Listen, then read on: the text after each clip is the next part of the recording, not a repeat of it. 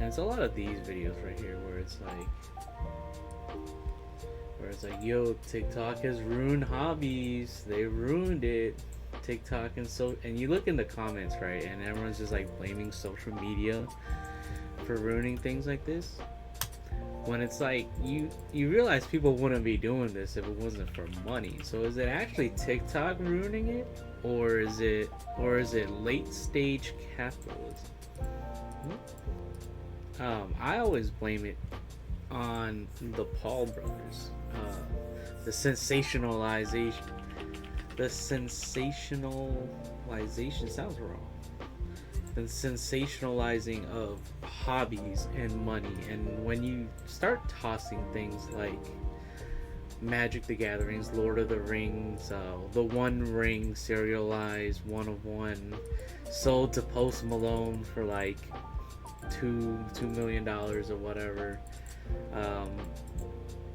It's not TikTok or social media, Facebook, Instagram ruining these hobbies. It's the fact that humans have always been greedy.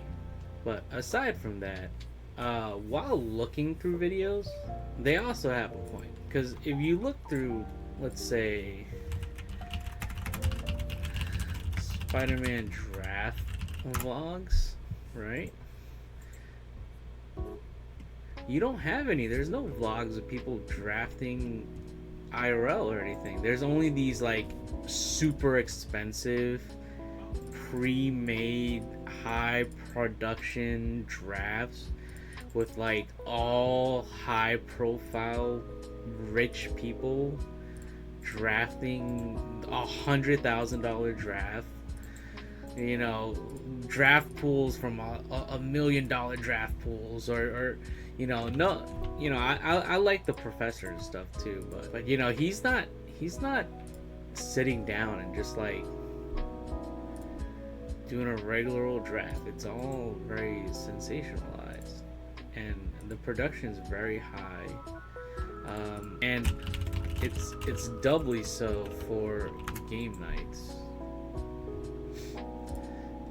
Like, have you guys seen what these guys like film under? They have like their own separate warehouse.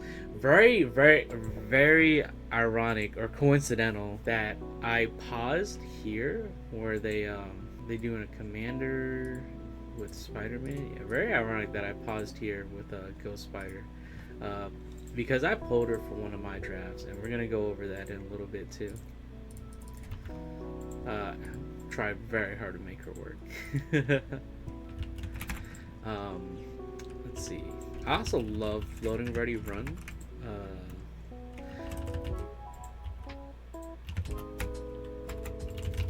And it was actually Graham Stark's video that I saw like a little bit of behind the scenes on how game night operates, and it's pretty crazy because like they got an entire they own their own entire warehouse, top down cameras, all of that, just to do this. Like, you see this set here, this is fake. They're not in an actual room like this. They're in a warehouse with a set. They're not in a room. This is a set. Like, the production quality is crazy for these Magic videos on YouTube, right? And I mean, I'm sure you get some like quality, I guess, like draft vlogs or something. I mean, I kind of wanted to make my own and see how that turned out. And the other problem is I see why other people don't do it en masse as much, because it's hard and it's obnoxious. It's hard and it's obnoxious being that guy with the camera. On top of that, like, the whole experience is like super fast paced. For like a turn-based card game, the experience is super fast. When you're draft, I went to a vintage claim reward already. Alright, well, now you guys see what I got. Platinum. Reset down to silver. Okay. Open these packs on stream. 6-pack. You play for a whole month. You get to platinum, you only get 6. It's kind of crazy. The last month I made it to Mythic, and like that was such a grind. I did not grind even to Diamond this season. I mean, the rewards would have only been like 2 more packs. I wasn't going up anymore in limited. If I decided to grind for Mythic, it would have just been two more packs. I mean, instead of 6 packs, it would have been 8. Kind of crazy. They really should be giving us a little bit more. Spider-Man pre-release. Went to this spot. This shop was pretty good. Everyone was pretty nice. Shop gets double points for giving 10% off on card accessories.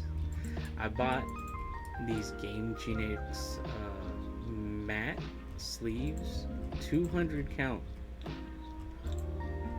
clear, for like $11 after the discount, and then after tax. Without tax, it would have been like 10 something. And you know, rewind even like 5 years, 200 sleeves for $10 is crazy. When I was selling Yu-Gi-Oh cards on eBay, or whole Yu-Gi-Oh decks on eBay, for a pack for 200 sleeves, which is 4 packs of 50, you were looking at least 18. There was this like very off-brand, low quality pack of sleeves that I was getting. It was like 200 sleeves for like 18 after tax. I think it was like 17 before tax. So to get these for like $10, it's pretty crazy. But what did I get in my pre-release? Basically nothing. Let's see. I drafted white green, and that's gonna be important. We have these crazy pet names. These crazy pet names I had to censor in this Discord server. Because you can't show the general public that. That's just crazy. Sure you can. Sure I can, yeah. So for the general public, me and Glue memed on on Magic's white mana players. Yeah, it's even hard saying, because like we just say the colors, right? We just say white, black, blue, green, red. but in with barely any context, when you just say, yeah man, we meme on white players, out of context, that sounds crazy. So we meme on white mana and Magic while Glue was here, possibly like 3 weeks before this, before I went to this these drafting events, right? We memed on it because I'm generally a black player first, and I've, even in my other hour-long Magic video where I just like fucking ranted about Magic as a Yu-Gi-Oh player, the packs and everything I get from packs, they tend to lean white no matter what. When I first got into Magic with Final Fantasy, well, I didn't first get into it, I just like all in on it. 6 pack, no, I did the 10 mythic packs from the store, and like six rares and mythics I got were white colored, followed by green, which was like my second least favorite color to play, right? And it's almost like the universe knows, like he hates these colors. Let's give him that stuff the most, right? I like black, blue, red, and then green, white.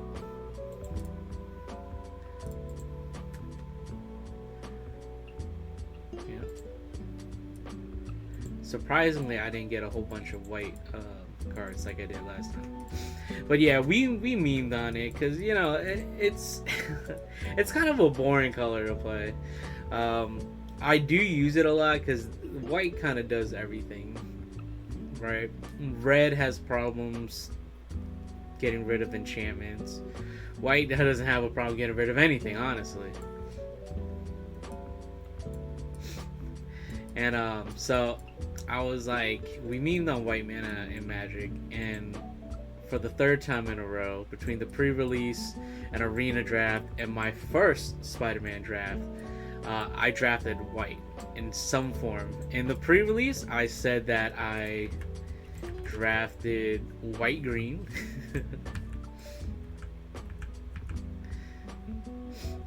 And then my next draft on arena, which was on stream, I did white-green again. And then my third draft, which was my first IRL, not counting the pre-release, which is a limited format event, or a sealed event, I mean, also drafted white. This one was white splash with black, which I guess isn't the best combination. I just had like a couple of black cards, like Behold the Sinister Six, borderless, full art.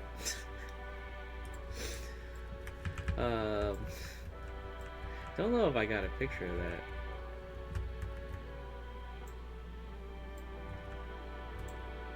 I know. Well, but you know, I wanted to play it. I actually did ended up getting it a couple of times, getting it off, and it was pretty devastating when I did, especially when you mix it with like Friendly Neighborhood right here. Friendly Neighborhood plus Behold the Sinister Six is like basically game ending. These are cards for my pre-release right here. And you might look at something and be like, yo, why didn't you like go black red instead? Well, this was a promo. These both were promos, and you couldn't use them in the pre-release. And I pulled Carnage afterwards from the pack that I won instead. And then for the other pack that I won, I pulled 2 Kraven's Last Hunt, like literally back to back. This was in my pre-release kit, this card right here, and then these were in one pack. Just opened it, token, foil, Kraven's Last Hunt. Second card behind it, Kraven's Last Hunt. Not the first time I've seen it either. I saw a YouTube video where the guy got it too, and he was like, "Dang, what the heck, Wizards? That's is it a quality control issue? Because like it either shouldn't happen or like it should be very low that it happens. But I don't think it should happen at all, honestly. Cracking open other packs, to the same card in a pack is very stinky doo-doo.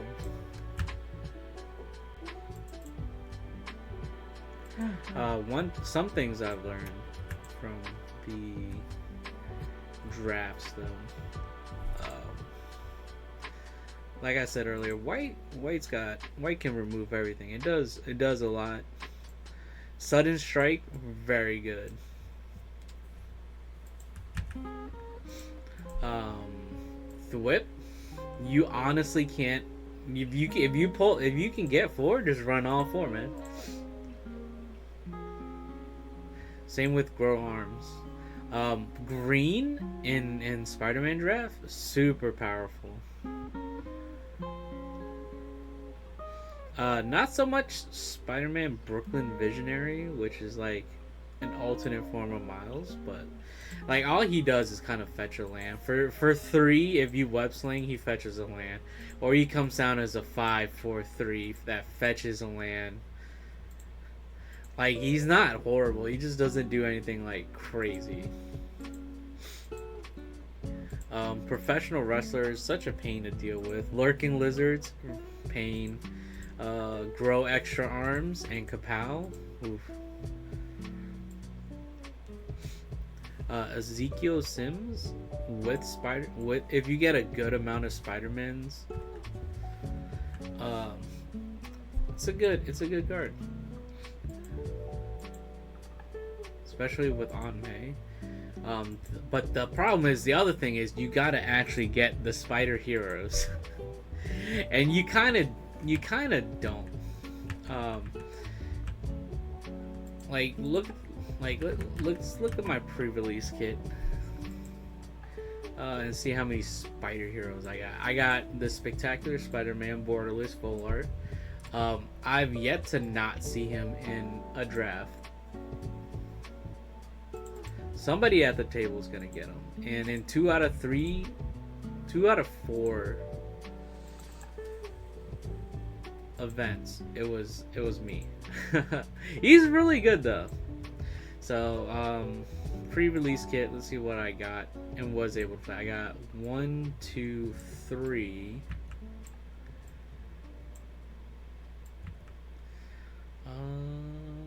Let's see, 3. I'm still at 3, 4, 5, 6, 7. So my pre-release kit, 8 spider heroes, but I was only able to run with white green. I was only able to run 1, 2, 3, 4.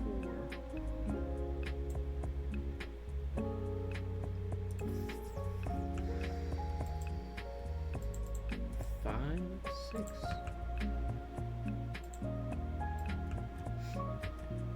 That's 6 spider heroes in a 40 card deck. Aunt May was good. Especially if you put like Web Shooter on her with Wild Pack Squad, and you're actually able to summon at least 2 spider heroes to make the most out of her effect. She was great. But otherwise, your deck is literally filled with shit like Gallant Citizen, which is not Jay Jonah's. It's his son as the astronaut. I mean, he's cool, you know. Draw a card. If you can tap him somehow, you can web summon him back and then summon him again or draw another card. But he's literally just Gallant Citizen. He's a human citizen. He's an astronaut. You got Daily Bugle reporters. More human citizens. You got Wild Pack Squad. More human mercenaries. You got city pigeons. In a Spider-Man 40 card deck, you're running like 75%, not any kind of spider heroes. Like, I get that they're heroes and they're, you know, they're literally a dime, you know, a needle in a haystack, basically. Yeah. Well, what's the phrase? I feel like the Backyard Podcast or whatever, where he's just like saying phrases and they're just wrong.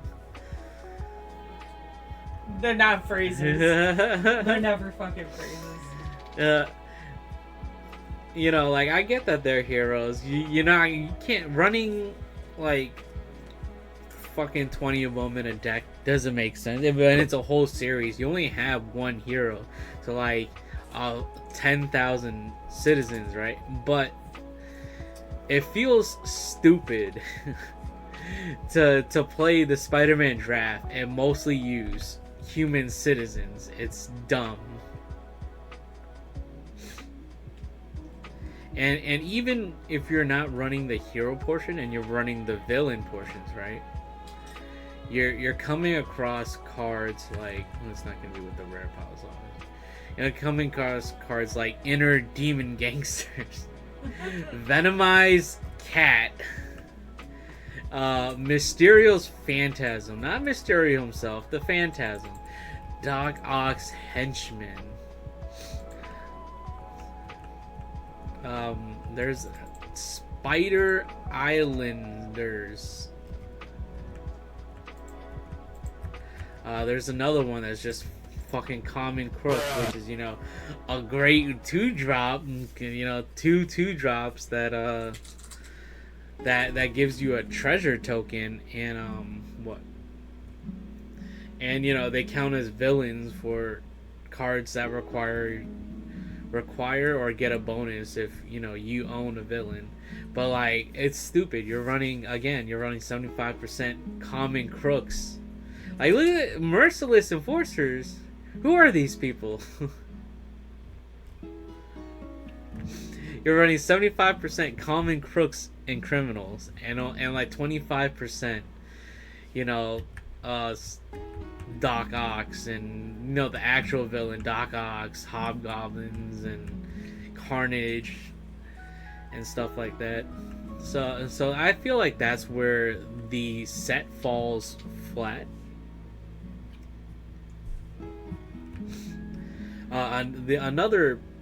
Another thing with the Spider-Man drafts is that they came up with a new format, the Pick 2 format, right?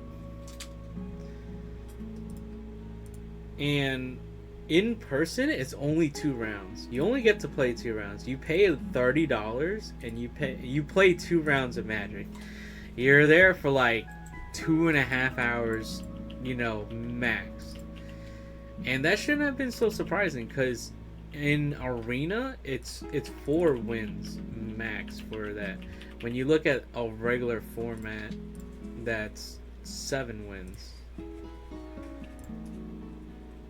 Even if you go to quick drafts, 7 wins.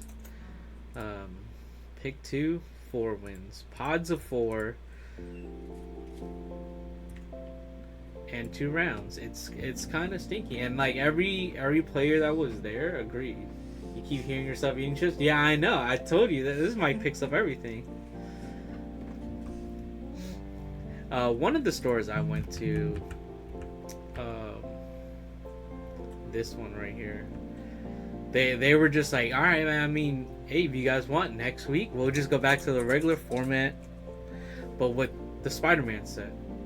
Everyone's like, yeah, we don't care. Fuck 2 rounds. It's dumb.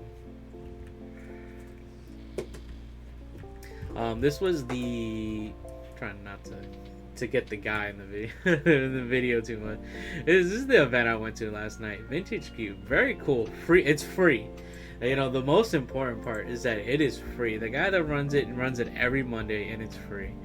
And I wanted to, like I said earlier, make a little vlog of it, right? And very quickly I found out that why there isn't a lot of draft vlog contents, right?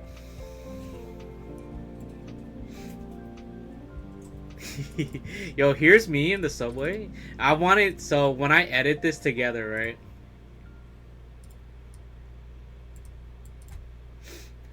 I wanted to get all those shots you see in a regular vlog. so there's me in the subway. Here's the subway. Here's the station. You gotta get the shot of you exiting the train too, right? And it was like, yeah, a VTuber anonymity is like, yo, I'm not worried about anyone finding out where I live from these shops, because like, look, I'm taking a fucking metro to get there, my guy. It's not close. But it is in a nice area though. I mean, like, look at this view over here. I was like, should I get the walking shot and get the scenery later? But if you like look here, like, the scenery is nice, I guess I also didn't want to get the people on the platform too. Very nice neighborhood. Here's another shot of me just walking. Yeah. Here's another shot of me walking. And then guess what? I didn't get any shots of me entering the store, because as I was entering the store, somebody else was behind me. And I didn't want to have my camera out filming the entrance walk, because that shit's embarrassing, bro. You should have just faked the entrance walk again. Like, I should have. So exiting the store, I was thinking I'll just get one of me exiting the store. The store was empty by then. I could do even a sweeping shot, but I was talking to somebody. and we talked while exiting the store, and then I talked until I needed to leave. And I just forgot about getting the shot at all. I do have some audio from these. Well, what audio do I have from these? Let's see. I think this was just me looking around the store.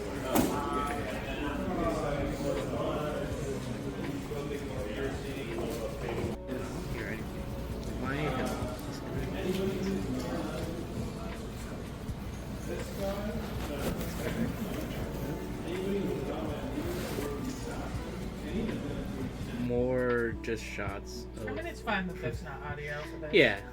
Yo, this is the best part though. My bathroom reviews. so there's a guy that reviews card shops in this area already. Deodorant. But yeah, like I should come in behind him and do these bathroom reviews. Like this bathroom was a 10 out of 10. The free feminine products, 20 out of 10, honestly. Look, you even got a spot, and it's so clean. You got a spot to hold your phone while you wipe after you poop. That's crazy. We don't even have that at home. This is great, honestly. Right here, I kind of wanted to know the backstory about here. Did somebody accidentally break that, or like did they drop it when they were like picking it up? You know, thumbs up. Great bathroom. Feminine hygiene products, sprays, deodorant is great. I have a feeling that's gonna probably be the best bathroom in the area. And a sneaking suspicion, if you will. And then this is us about to start the Vintage Cube event. Like I said, I thought I could get a decent, because I tested this shot a little bit at home. But while I can get my hands, I can't get the cards fully in view. So, you know, you could obviously get the shot if you have like a decent mount or stand, but then that would show everybody that you're fucking filming, and that's cringe. So I was like, all right, let me draft. So the cube is huge. I can even pull up again. Shout out to this guy. He goes by Bacon, and his Discord user. I'm not gonna say the full thing, but the main portion of it is even just I love bacon. So I mean I think he likes bacon. Alright, so here's the full Vintage Cube draft list. It's huge. I only recognize maybe a 10th of this list at most. So I've never done the Vintage Chaos Cube draft. I've seen videos, but I've never done it in person. I didn't really know what I was going into. I don't know the flow. I know the general draft flows, but I don't know, you know, what to look out for, what to combo and stuff, because I don't know of the majority of these cards. I know a good bit thanks to Arena and stuff. He's even got some new stuff. He's got a Hide on Ceiling, Cryogen Relic, Umbral Collar, Zealot, Fear of Missing Out. You know, these are newer cards from Arena that I know. But he's got a lot of old ones too, like he's got the fetch lands, the shock lands, he's got the double, these old vintage double lands. Yeah, he proxied all of them. You know, they're not real cards. But, you know, I didn't know what I was doing. Everybody was really nice. They were like, take your time. Take your time. But, you know, me, in my head, I was like, I don't want to take advantage of their kindness and, like, actually take my time. So I rushed a little bit.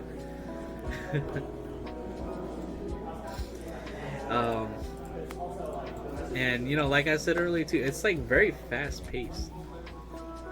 So I got Ulamog, Oberoi. I got a couple of mana. I got a. Yeah, exactly. My end goal was like, okay, it's 40 limited. maybe I can ramp into something big, like mid and big range cards, right? It's a lot of like fun cards to draft too. Um, there's also the Power 9 in there. Also a lot of like easy mana fixes and stuff.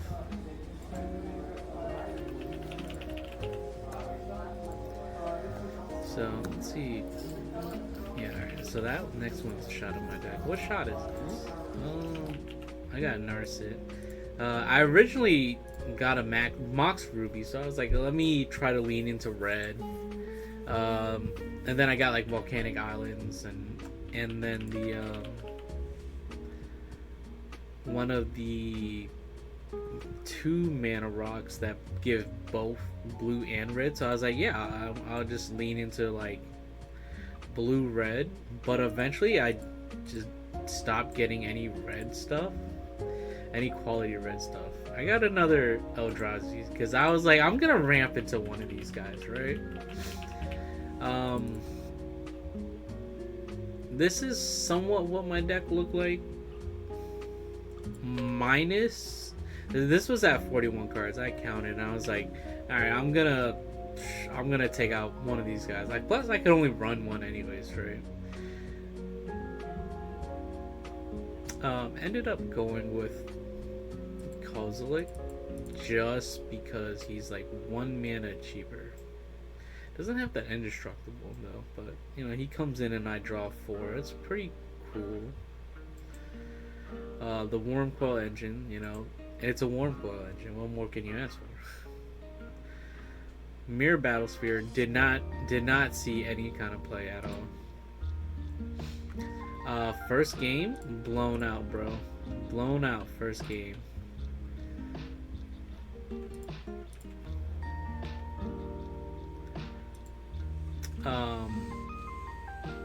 My opponent took my Everflow Chalice from me. She stole it, like turn 2, and that just like ruined everything. This actually wasn't even like my final deck. It wasn't even my final deck. I ended up making a couple cuts, like a lot of the white mana cards. Even if I wanted to splash just one to maybe cast No More Lies, wasn't gonna work. I had mana ramps here. I had Llanowar Elves, Birds of Paradise. This one here too. I have the Mox Ruby.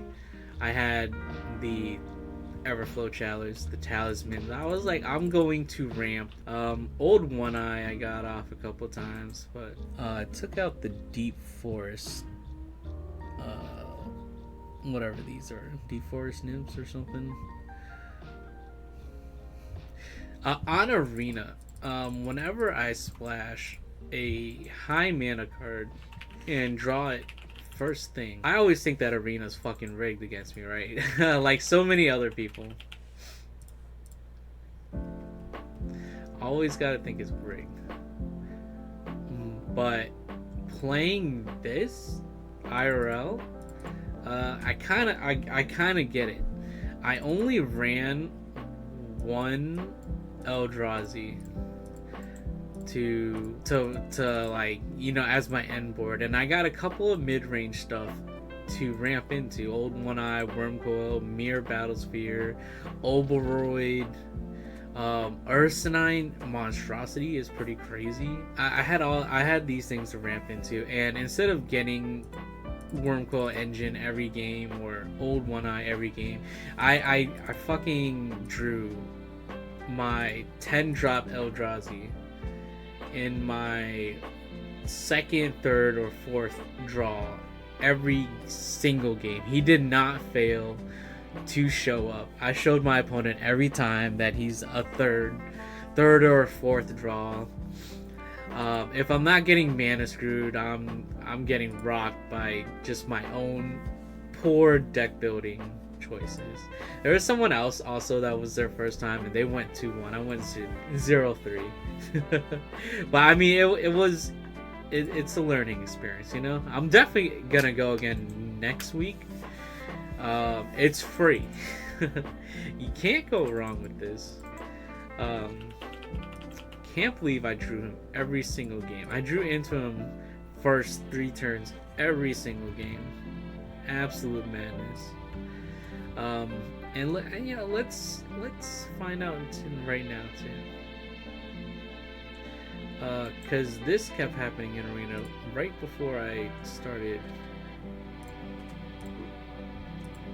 I know. Yeah, I know. I'm keeping track of it now. I got it. I see it right. Yeah, thank you. But yeah, this happened in Arena every time too. Like, even if it's just a 4-drop, you know, I have 1 4-drop. Well, actually, now I have 3 4-drops and a 5-drop. I was like, man, arena's not actually random, man. Your shit's like fucking weighed. This thing's stupid.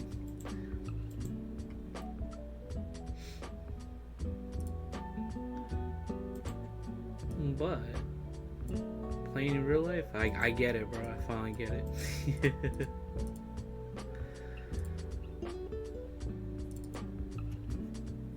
I'm probably only going to do 1 more Spider-Man drafts just because I want to again try to just get some footage and get that content in, get that content grind out, you know.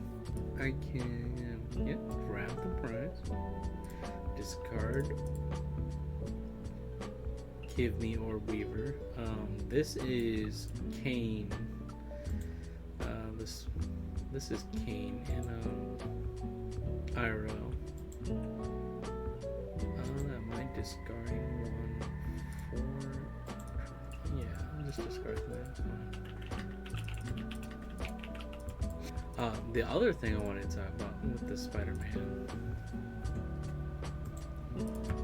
is the quality control is, but I can see what I got between, like, look at these cards. These are slightly different colors. I know which one I got where because of what color they are when I got them. Like, look at these city pigeons, bro. Completely different cards. On top of the quality control, the placements in there being different. Sometimes I'll open up the pack and the token's like not in the same spot. You know, and getting the 2 Cravens in a row was really fucking annoying because they're also not worth shit. Oh yeah, I did take a couple pictures over at this shop, Spider Games, where I did the pre-release. Why did I let this one go through? Alright, so I did draw the 4-drop right here. Okay. This deck box, a little cursed. Who decided to make an Aang deck box of just his head? These Legion sleeves right here, this Pickle Rick sleeve, but it says Dilly Dilly instead. Like, what's going on here? What's going on here? Do you have the license or do you not have the license?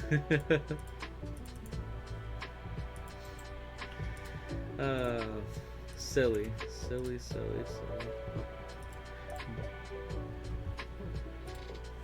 Let's snooze those ads. These Miku cards sleeves, they're nice from Miku Expo. Except from Upper Deck, except the fact that you can't honestly tell that it's Miku. She doesn't have any iconic Miku things in her. Like, when you try to make it a card sleeve, you don't see everything you need to, right? She don't got the twin tails in there. She don't got the boots. You don't even got her fingernail polish with the teal. It's barely teal too. Like, I'm sure the full art is nice by whoever made this, but to then choose just this portion to show, or this artwork in general, it's kind of crazy, I guess. Ooh, I gotta... Okay. Alright. Good game. What other pictures did I load up to use? Oh yeah, the main one that I did not send myself. Okay. Interesting. No, did not have fun. My last draft, absolutely banger pulls. The $30 Ghost Spider-Gwen card. It was so ironic how I pulled her too, because at the start of the draft, before we opened up our first pack, one guy said, I guess we gotta tell each other we get the double-faced photo cards. And I'd said, haha, yeah, if I got it, I'm gonna have to buy sleeves, because the sleeves I have currently are cleared. And I can't use the double-faced card if I have clear sleeves. I ended up getting the Game Genie matte pink sleeves because I pulled Spider-Gwen on my first pull second pack.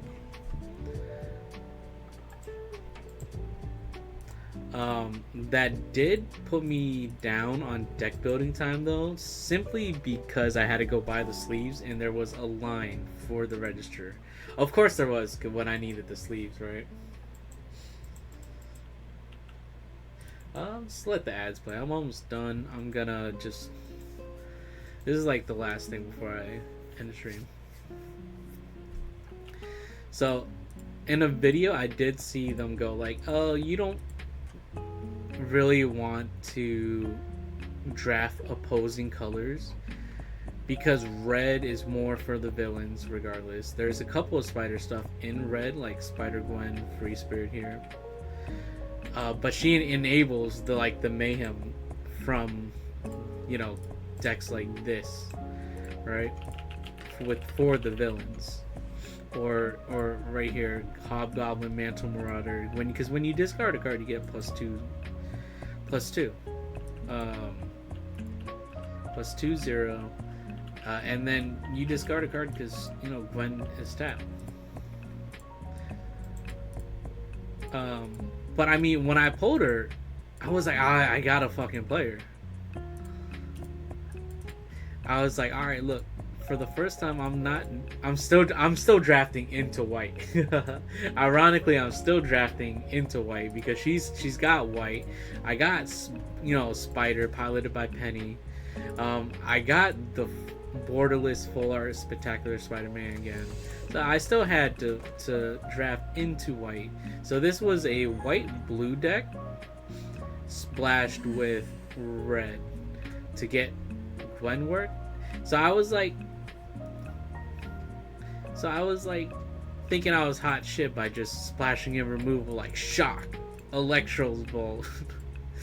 Fucking Spider-Man 2099, a 2/2/3 with double strike and vigilance as long as you cast him on turn 4 or more, and he gets this extra where he deals damage equal to his power to any target if you played a land or cast a spell anywhere other than your hand, aka if you like mayhem something. These are great cards. I was thinking I was gonna be hot shit, and then Aranya, Heart of Spider, is fucking great. 3/3/3 that when you attack you get to put a +1/+1, and if a modified creature you control deals combat to any player, you can exile the top card of your library and play that card this turn. You combo that with Spider-Man 99, is amazing. Thinking I was hot shit, and while I was drafting, I was like, the only thing I need to get to make 3 colors work is the hot dog card.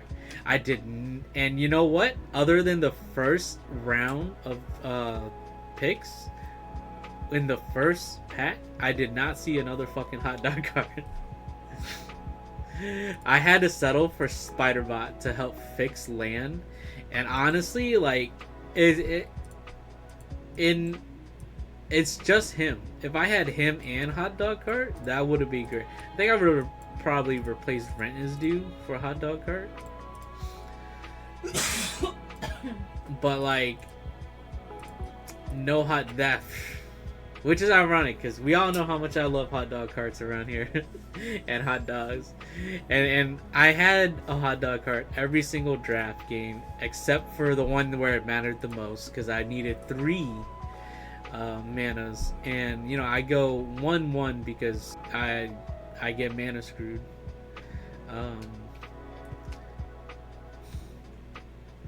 It was tough. It was tough. Oh, damn, we're in an ad. It's fine. I'm gonna end soon anyways.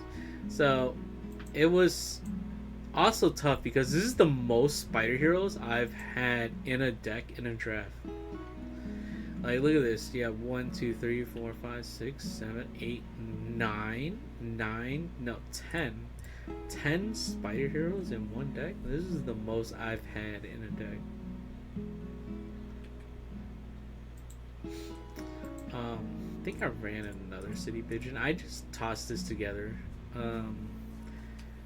like 10 minutes before stream. And this is like 99% what I ran for this deck. If I had a couple more thwips, maybe I would have had it. Because it is super hard trading against green with less removal, with less reliable removal, I should say, because these ended up not being reliable since, you know, I'd get mana screwed with them. Spider-Man No More was pretty good. Whoosh worked. Whip was nice. This was unreliable. Needed a hot dog card. Penny was the MVP. She's a huge threat when you get her. Slap her down for limited. I mean, Vigilance 5/5.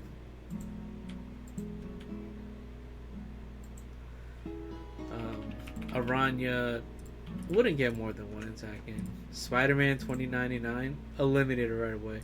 Only saw Gwen once. And she, when I had slapped her down, she got immediately removed. You know, like I was saying, I think there's one of him in like every single box, and like 2 out of 4 events I got him, so it's gotta at least be one in every box. Because one event, somebody else used them against me, so. He's really good though. 3/2 might not be like amazing, but in limited, along with having other effects to lean on, it's crazy. Spider UK's, he's okay. He's just okay. He does what that one card, an Edge of Eternity, does, which I'm sure there's like a base card to call it off. But you know, I'm not knowledgeable enough with cards to know that. Except Halia does it much better than Spider-Man UK. Wild Pack Squad, I think is it's a pretty good 3-drop in draft. Alright, well, I think that is it. I think that is all. Because I gotta go to work soon.